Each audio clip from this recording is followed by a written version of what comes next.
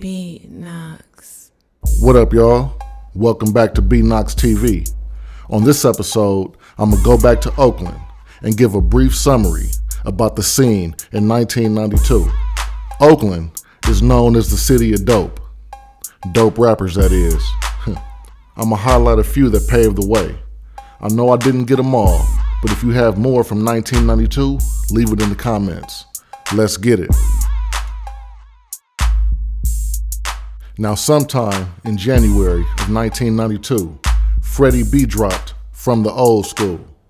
Now, for those who don't know, Freddie B is the one that Too Short got his start with, but at some point, Freddie B went to prison while Too Short's career took off. This album had cuts like I Can't Call It, Fresh Out the Pen, Dope Fiend Beat, Trues and Vogues, and The Hood. Shout out to Freddie B. On March 10th, 1992, MC Pooh, also known as Pooh Man, dropped his debut album, Funky As I Wanna Be. Now, I know what you guys are thinking. Isn't that dude from Menace to Society? The answer is yes. He was well known from that role, but he also had a rap career before and long after the movie. MC Pooh was hard. This album was produced entirely by Ant Banks.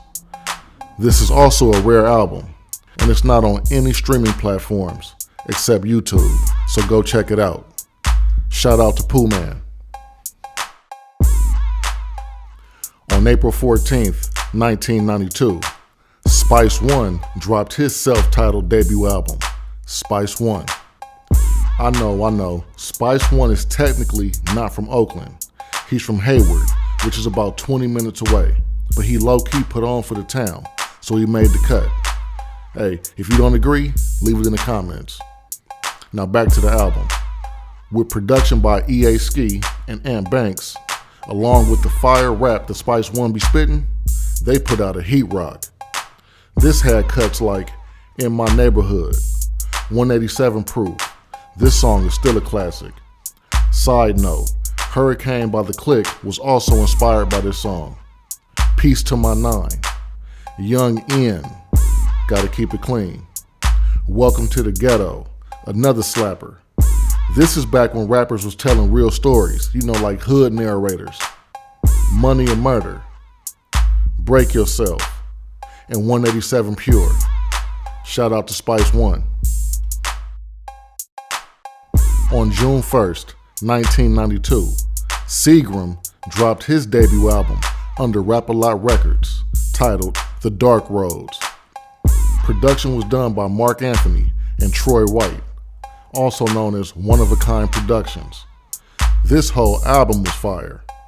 It had cuts like Straight Mobbin', 2 for 1, Get Off My Zipper, Reap What You Sow, The Dark Roads. That beat was crazy.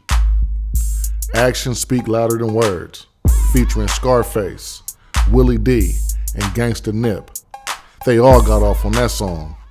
That song was crazy. The Veil, another banger. Die Hard. Dedication was hard too. And I Don't Give a F. Gotta keep it clean. Shout out to Seagram. On July 14th, 1992, Too Short dropped Shorty the Pimp. Now, I just dropped a video on Short, so I won't go deep on this one. I already explained my view on this album, but I just wanted to point out how in this video, I Want to Be Free depicts the world we live in 30 years later. Like I mentioned before, this era was when rappers really had a message and was using their platforms to spread awareness. And it's not a coincidence that we don't get this type of music no more. I miss these days. Shout out to Too Short. Now before I leave, I want to shout out the Gov. He dropped Gaffled Like That in 1992 as well, featuring Tupac and Richie Rich. Keep your head up, champ. And that wraps things up for this episode.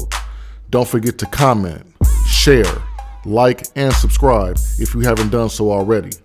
I have more content like this coming soon, so stay tuned. Till next time.